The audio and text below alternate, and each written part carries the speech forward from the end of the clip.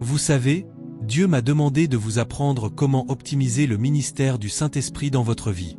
Alors, assieds-toi. Quand j'aurai terminé, je ferai simplement une déclaration et je partirai. Cela veut dire que je reviendrai pour le feu. Mais aujourd'hui, ô mon Dieu, ta vie est une merveille. N'accepte rien de moins. Tu n'es pas médiocre. Tu es un signe et une merveille pour ta génération, et Dieu a envoyé son esprit pour t'aider. Il a envoyé son esprit pour t'aider. Ne te surprends jamais à dire « Je n'ai personne ». Tu trahis le Saint-Esprit.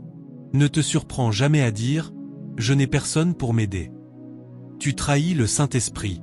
Tu as un aide. Il ne voulait pas que tu sois un orphelin, c'est pour cela qu'il a envoyé le Saint-Esprit. Maintenant, je veux qu'il m'aide à exercer le ministère. Quand je ne le connaissais pas, j'avais besoin de crier encore. Maintenant, je peux chuchoter. Les choses arrivent parce que je sais que j'ai un aide. Je n'ai plus de mise en scène. Je n'ai plus besoin de venir faire comme si je ne savais pas. Non, non, non. Je peux rester comme cela et dire « Seigneur, touche-les. J'ai un aide. » Tu sais, quand tu n'es pas enraciné, quand tu ne connais pas Dieu, tu copies les choses. Tu copies comment prier ici, tu copies comment parler là-bas, pour que les gens pensent que tu es cette personne. Arrête d'être un clown. Va au ciel. Quand tu chuchotes, les choses arrivent. Quand tu chuchotes, Dieu agit. Dieu peut utiliser des hommes pour t'inspirer, mais trouve-le toi-même. Les miracles arrivent. Oui. Tu sais, Dieu me dit de t'enseigner comment cultiver le ministère. Alors, assieds-toi. Premièrement, comment cultiver le ministère du Saint-Esprit? C'est par une vie de sainteté et d'obéissance. Tous ceux à travers qui le Saint-Esprit peut se manifester doivent maîtriser l'art de l'obéissance. Tu dois être entièrement soumis à Dieu. Autrement, tu l'attristeras, car il y a deux choses que fait la désobéissance en ce qui concerne le ministère du Saint-Esprit. Si tu ne l'attristes pas, tu l'éteins. Et il y a beaucoup de personnes qui éteignent le Saint-Esprit. Comment éteint-on le Saint-Esprit? Quand il te dit de faire quelque chose et que tu ne le fais pas, tu l'éteins. Par exemple, si le Saint-Esprit me dit maintenant « Impose les mains sur lui » et que je ne le fais pas, j'éteins ce mouvement.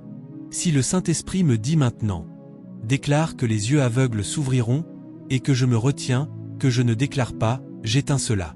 Si je le dis plus tard, cela n'arrive pas. Et comment attriste-t-on le Saint-Esprit? Quand il te dit de ne pas faire quelque chose et que tu le fais. C'est une réalité inversée. Quand il te dit de faire quelque chose et que tu ne le fais pas, tu l'éteins. Quand il te dit de ne pas faire quelque chose et que tu le fais, tu l'attristes. Les deux sont de la désobéissance.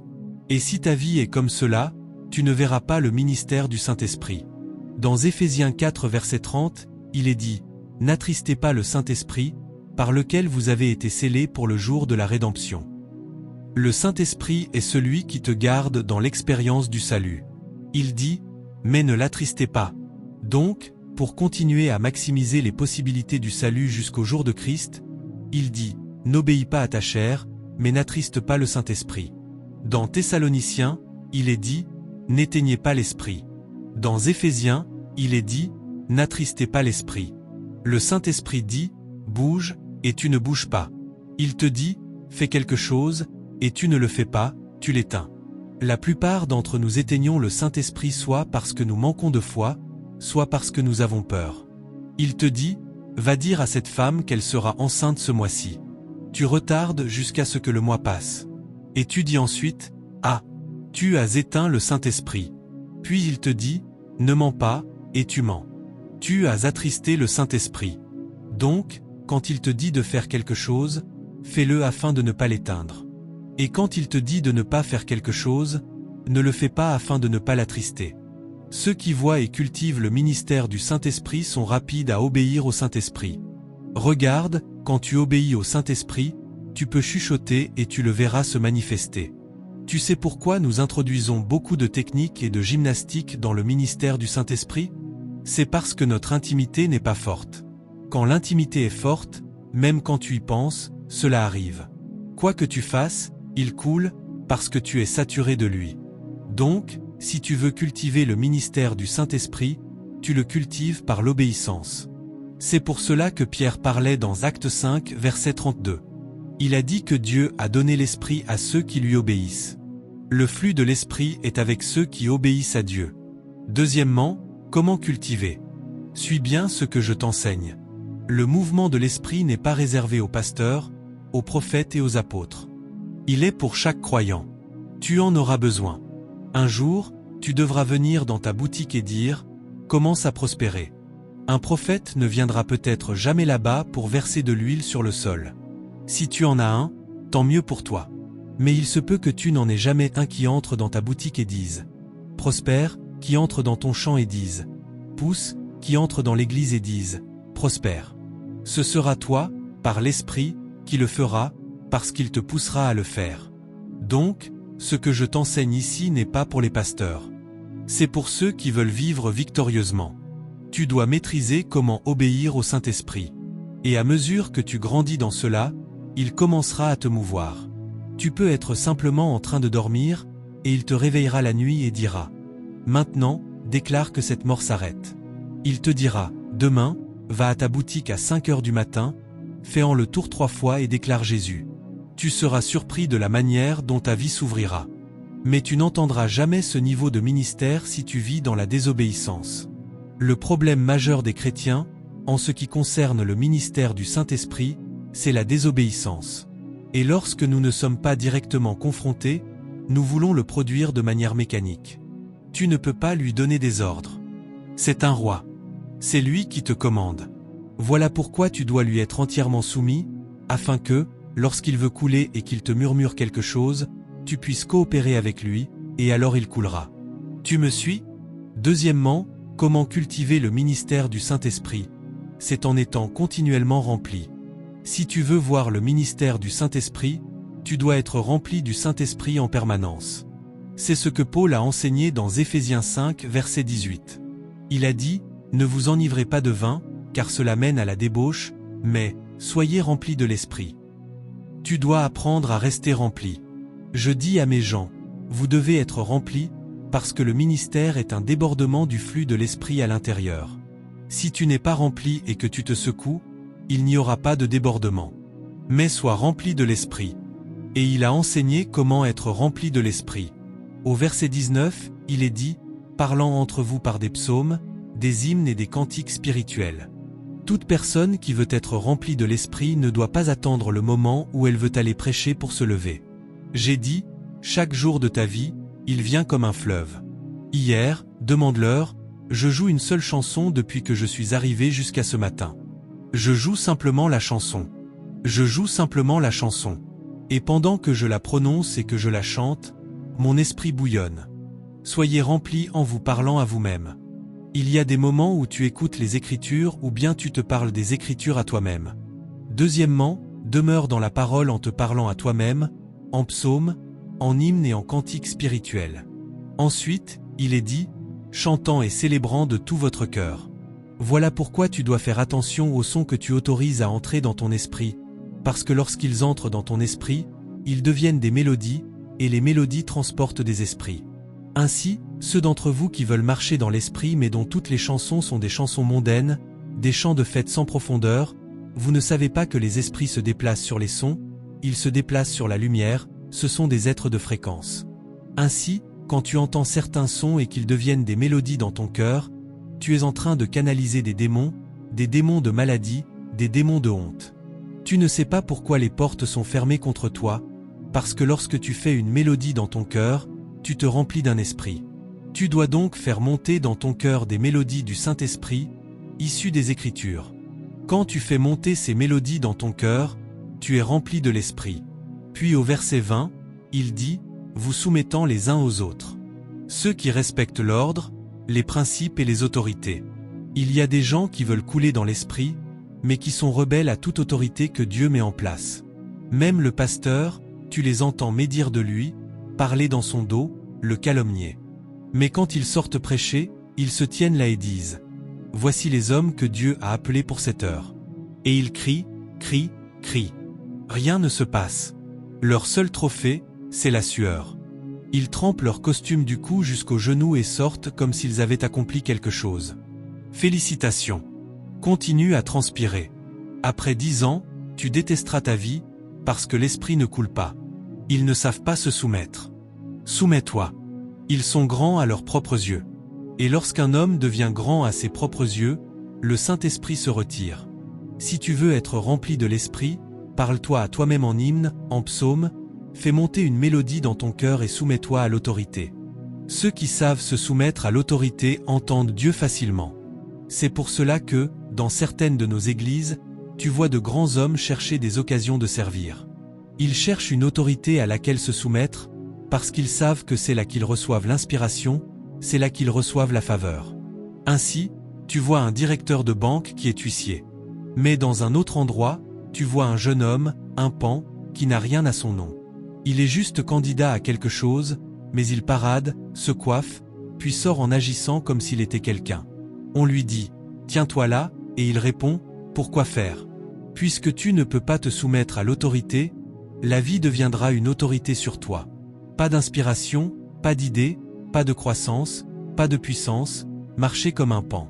C'est tout ce qu'ils ont, jouer un rôle. Pendant que d'autres ont un impact réel. Tu veux être rempli de l'esprit? Parle-toi à toi-même. Ne laisse pas les lamentations remplir ta bouche. Rien ne marche. Que va-t-on faire maintenant? Dans ce pays, tout va mal. Ne parle pas comme ça. Il est dit qu'aucun habitant de Sion ne dise « Je suis malade ». Il est dit qu'aucune parole vaine ne sorte de ta bouche. Je sais que l'entreprise ne fonctionne pas encore, mais pourquoi ne pas utiliser des paroles comme « Mon Rédempteur vit, est arrêté là » Pourquoi ne pas utiliser des paroles comme « Même si le figuier ne fleurit pas ». Il y a des paroles à utiliser. Pourquoi ne pas dire « Je me relèverai ». Même si le juste tombe cette fois, il se relèvera. Je suis injuste. Pendant que nous parlons, après un moment, la prophétie entrera et tu ouvriras ta porte par la prophétie. Au lieu de te plaindre, de regretter, de rester allongé sur ton lit en disant « Quand est-ce que cette chose arrivera ?» Pourquoi ne pas simplement jouer un son? Laisse ce son pénétrer ton âme et laisse cette lecture continuer. Laisse cette lecture continuer. Pendant que tu chantes, le Saint-Esprit grandit à l'intérieur. Il arrive un moment où tu te lèves, tu deviens plus grand que ton problème et tu le domines, parce que le ministère de l'aide aura été activé. C'est ainsi que cela fonctionne. Et si tu veux demeurer soumis à l'autorité, sache que cela ne t'enlève rien. C'est Dieu qui t'a placé là. J'ai vu des personnes qui se sont offensées et ont dit « Ah oui, c'est si important que ça? Moi, comme ça ?» Elles s'en vont, pensant qu'elles se sont éloignées d'un homme, pensant qu'elles ont quitté une église. Mais est-ce cet homme qui t'a appelé à faire cela? C'est Dieu qui t'a envoyé là. Dieu ne t'a pas relevé de ta mission. C'est toi qui t'es relevé toi-même. On verra quand il te réaffectera. Dans l'armée, on appelle cela une absence sans permission. Tu es parti sans autorisation officielle. Quand tu pars ainsi et que tu es retrouvé, tu es sanctionné. Ce que ces gens ne savent pas, c'est que le Saint-Esprit les avait envoyés ici. Ils ont refusé l'autorité. Ils sont partis. Ensuite, ils mettent un nouveau costume et entrent dans une autre église, afin qu'un pasteur sans discernement les voie et dise « Waouh, voilà un vase ». Sans aucun doute, ils ont appris certaines choses, ils les répètent, mais leur vie diminue, parce que Jésus ne les a pas affectés là. Aux yeux de Jésus, ils sont toujours là où il les a envoyés. Et quand, 15 ans plus tard, on fait l'appel et qu'on demande « Où est cet officier ?» On répond « Il est hors service depuis 12 ans. » Oh, pas étonnant qu'il n'y ait aucune allocation. Soyez remplis. Soyez remplis. Certains d'entre nous ont supplié, se sont excusés pour des choses qu'ils ne comprenaient même pas, afin de rester à leur poste. Quatrièmement, comment rester rempli? En parlant en langue, en vous édifiant vous-même. Le mot signifie se charger, se construire sur votre très sainte foi, en priant par le Saint-Esprit. Fais de la prière une culture. La prière n'est pas réservée aux réunions de prière. Oublie cette mentalité enfantine où les gens viennent à la réunion de prière et ne prient que lorsqu'ils dirigent. C'est pour cela qu'il y a aujourd'hui beaucoup de conducteurs de prière qui sont des pharisiens. Pendant la réunion, même lorsque les autres prient, ils marchent, observent, font semblant, évaluent l'atmosphère jusqu'à ce qu'on leur donne le micro. Alors ils s'avancent et te regardent comme pour dire « On peut commencer maintenant ». Puis ils prennent une posture. Si c'est le Saint-Esprit qui t'étire ainsi, fais-le. Mais permets-moi de te conseiller, n'ajoute pas du théâtre. tu gaspilleras ta destinée. Je te dis la vérité. Il y a des moments où je prie et où le Saint-Esprit m'étire, mais ce n'est pas de la mise en scène. Je ne viens pas tous les jours faire des gestes pour impressionner. Parfois, nous nous distrayons nous-mêmes au point de ne plus pouvoir entendre Dieu. C'est pour cela que cette génération prie mais n'a pas de direction. Les gens prient mais ne sont pas transformés. Comment peux-tu prier et rester confus, alors que tu dis entrer dans le royaume de la lumière? Comment pries-tu pour finir dans les ténèbres? C'est parce que c'est du spectacle. Soyez remplis. Soyez concentrés sur lui. Pendant que tu pries en esprit, le Saint-Esprit entre en toi, il grandit en toi, il coule à travers toi. C'est ainsi que cela fonctionne. Tu n'aimeras peut-être pas ce que je dis, ce n'est pas un problème. La plupart d'entre vous êtes jeunes. Revenez dans 10 ans. Pour l'instant, j'ai des résultats qui prouvent que je sais de quoi je parle. Mais si dans 10 ans tu as des résultats, viens m'enseigner. Ne te trompe pas toi-même. La prière n'est pas pour les réunions de prière. Réveille-toi le matin et parle en langue. Quand tu travailles, parle en langue. Quand tu as un moment libre, isole-toi et parle en langue. Nous ne cherchons pas des champions de prière. Ce n'est pas un terrain de compétition spirituelle. C'est un lieu où nous développons l'intimité avec Dieu. Ne viens pas nous montrer que tu es le champion de boxe de la prière. Si Dieu est intense en toi, laisse-le couler, mais que cela ne soit pas une comédie. Assure-toi de réellement t'engager avec lui. L'objectif est d'être rempli de l'Esprit. Et quand tu es rempli de l'Esprit, il y a la conviction, la transformation, la puissance, l'aide. Voilà les preuves. La preuve que tu es rempli de l'Esprit, ce n'est pas l'arrogance, car le ministère du Saint-Esprit ne produit pas l'arrogance. Il produit la conviction, la transformation, l'illumination, l'aide et la puissance. Que les résultats montrent que tu es rempli. Soyez remplis.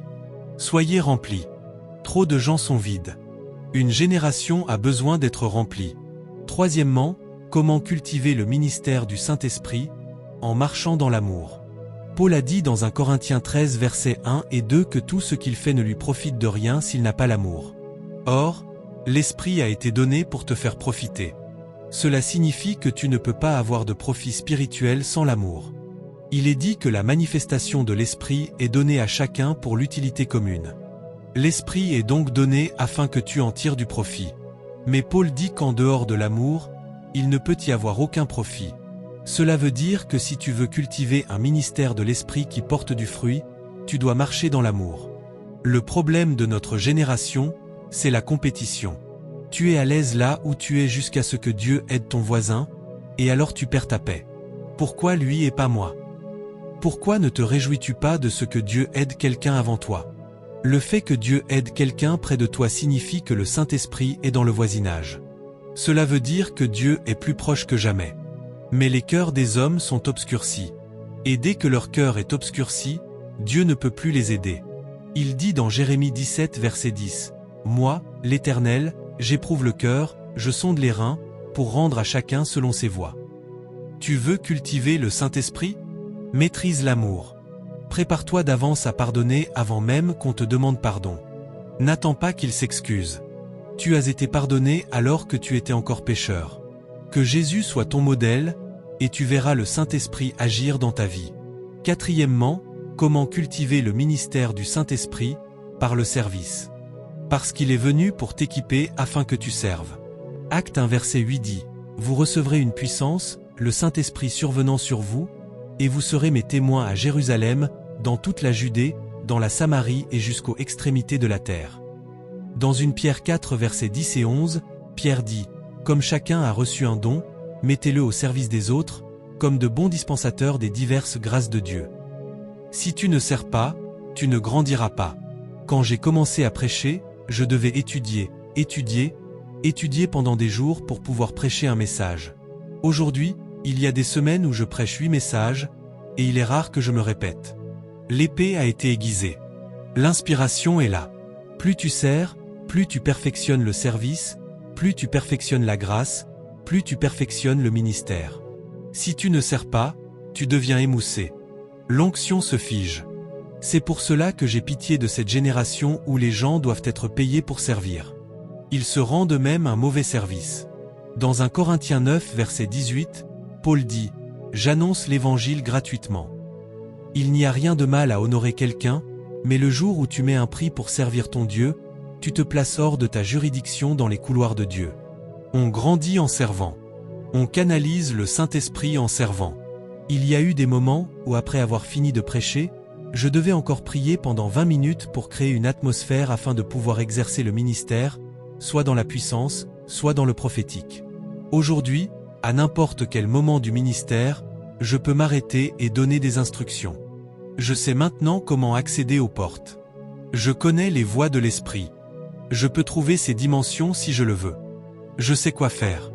Mon langage changera. J'entrerai dans une administration de puissance. Si je le veux, je peux prendre un champ maintenant et faire exploser ce lieu. Je te dis qu'il y a beaucoup de choses à faire pour le trouver. Quand j'ai étudié ma Bible, il est écrit que Moïse est entré dans l'obscurité profonde où Dieu était. Il pouvait trouver Dieu même là où Dieu s'était caché. Que avaient-ils compris? Ils avaient trouvé la voie de l'esprit. Ils savaient où le Jourdain s'était ouvert. Ils pouvaient retracer les chemins de la mer Rouge. Ainsi, même s'ils s'y rendaient aujourd'hui, ils sauraient où se tenir et parler, et ils verraient la séparation se produire. Ils ont trouvé celui qui demeure dans l'obscurité profonde. Oh, il y a des choses en Dieu que tu ne trouveras jamais sur le marché. Tu les trouveras quand tu connaîtras le lieu secret. C'est lorsque tu te tiens là qu'il te montrera quoi faire pour que tes ailes s'ouvrent.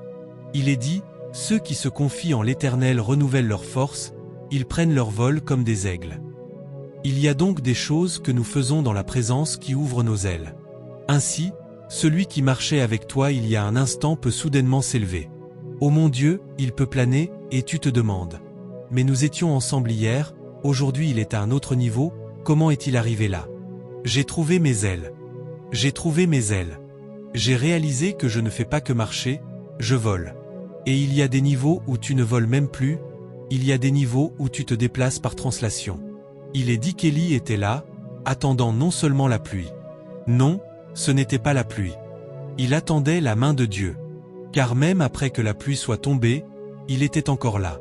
La pluie est tombée, et il a dit, « Va dire à Achab de partir maintenant, sinon la pluie l'arrêtera. » Pourquoi n'est-il pas parti? Cela signifie que ce qu'Élie cherchait n'était pas la pluie, mais un véhicule, la main de Dieu. Et la Bible dit dans 1 Roi 18 verset 46 que la main de l'Éternel fut sur Élie, et il courut plus vite que les chars d'Achab jusqu'à Jizreel. Ces personnes-là ne font pas que voler, elles se transportent, elles se déplacent instantanément. Ainsi, quelqu'un peut être avec toi aujourd'hui. Dans 2 semaines, il est avec quelqu'un que tu appelles un mentor.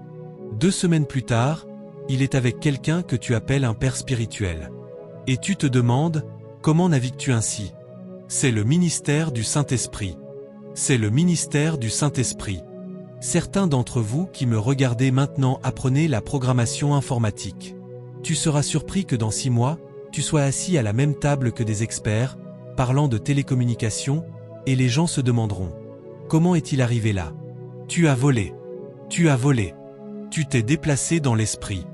Certains d'entre vous qui m'écoutez maintenant ne sont que de jeunes prédicateurs cherchant où prêcher. Soudain, après 2 ans, vous êtes assis avec de grands pasteurs et vous discutez de ce que Dieu dit concernant l'Afrique. Vous êtes assis avec des figures spirituelles majeures, et vous vous demandez, quand suis-je entré dans le ministère? Le royaume ne fonctionne pas avec le temps. Le royaume est éternel. Il y a des dimensions au-delà du temps, mais les hommes doivent entrer dans l'esprit. Entre. Entre. Entre. Au lieu de voyager de cette manière, sais-tu comment voyager? Entre dans l'esprit et ressors ici. Il y a ceux qui voyagent lentement, et il y a ceux qui entrent dans l'esprit et ressortent ailleurs. Ils coupent le chemin. Tu es puissant. Il y a 3 choses que Dieu veut faire maintenant. Premièrement, s'il vous plaît, il veut apporter l'établissement. Il y a des personnes qui flottent. On ne peut les trouver nulle part. Elles ne peuvent être identifiées selon aucun ordre. Partout où Dieu veut les placer, quelque chose les emporte ailleurs. Elles flottent simplement. Et à cause de cela, Dieu ne peut pas les aider. Une grâce arrive.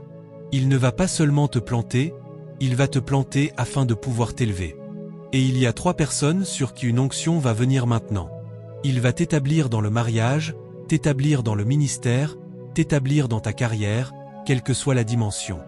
Mais je me tiens par l'esprit. Je décrète et je déclare.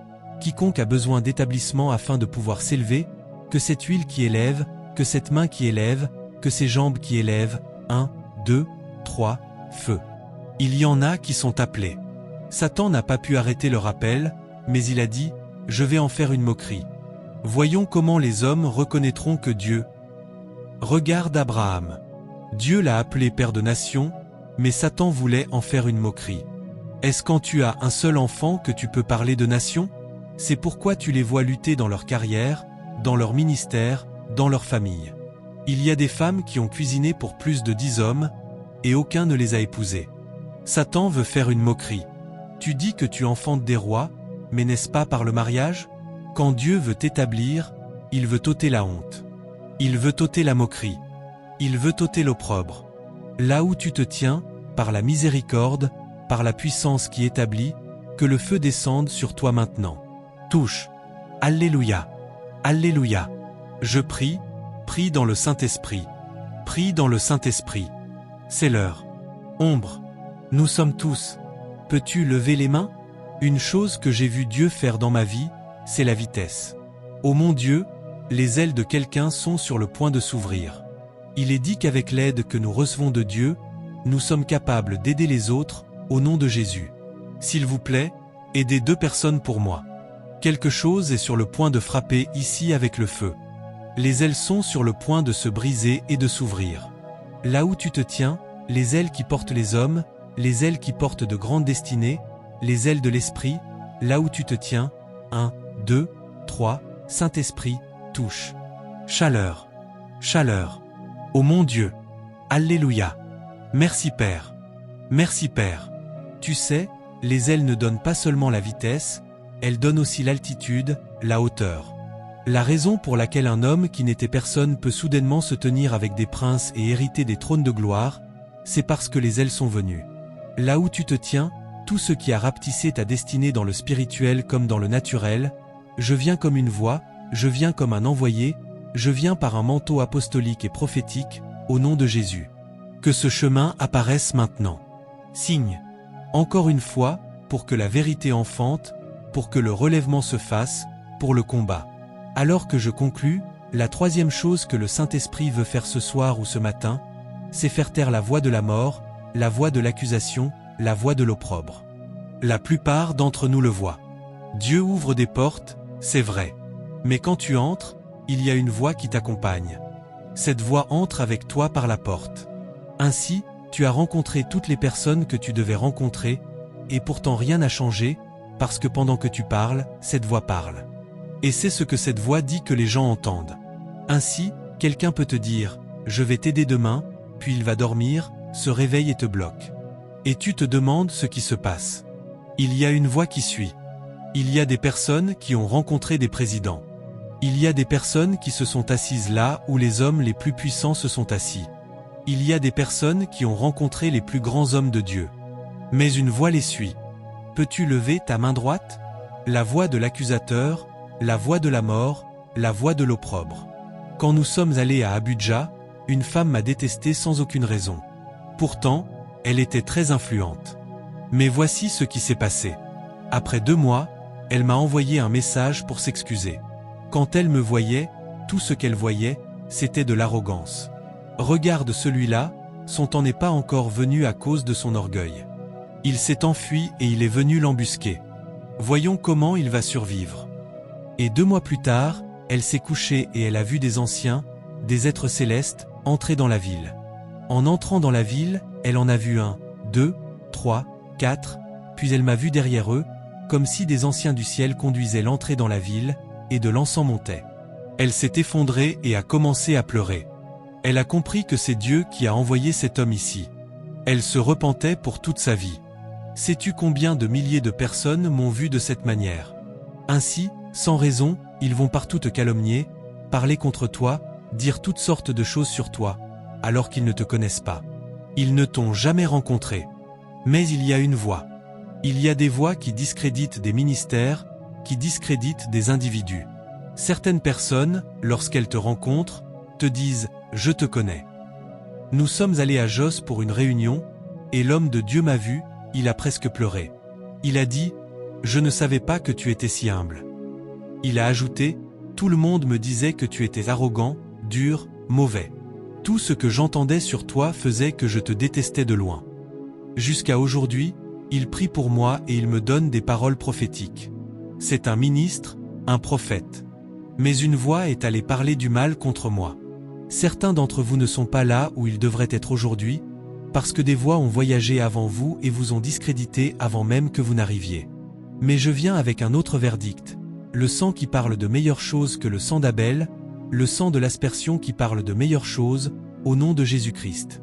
Je libère ce ministère du sang sur vous, du sommet de votre tête jusqu'à la plante de vos pieds, sur votre carrière, sur votre ministère, sur vos affaires. Recevez-le maintenant. Nous réduisons au silence la voix de l'accusateur. Nous réduisons au silence la voix de l'opprobre. Nous réduisons au silence la voix de la mort. Soyez libres maintenant. Alléluia. Alors que vous quittez ce service, toute chaîne qui vous retenait captif se brise maintenant. Tout ce que vous avez traversé dans le combat auparavant fait partie de votre processus. Il est écrit qu'on lia ses pieds avec des chaînes, qu'on le mit dans les fers, jusqu'au moment où sa parole arriva. La parole de l'Éternel l'éprouva. Le roi envoya l'ordre de le délier et de le laisser aller libre, le dominateur des peuples. Il l'établit seigneur sur sa maison et maître sur tous ses biens, pour enchaîner ses princes à sa volonté et enseigner la sagesse à ses anciens. Alors que vous sortez de ce lieu au nom de Jésus, votre corne est élevée. Amen. Que la puissance pour entrer dans votre position repose sur vous maintenant. Amen. Lève-toi et brille, lève-toi et brille, lève-toi et brille au nom puissant de Jésus. Levez les mains et suivez-le un instant. S'il vous plaît, n'oubliez pas d'aimer et de partager cette vidéo avec vos amis et vos familles. Les portes se sont ouvertes, les opportunités ont été libérées, les bénédictions ont été déversées. Et au-delà de ce service, chaque jour, vous jouirez du ministère du Saint-Esprit. Levez les mains et célébrez-le.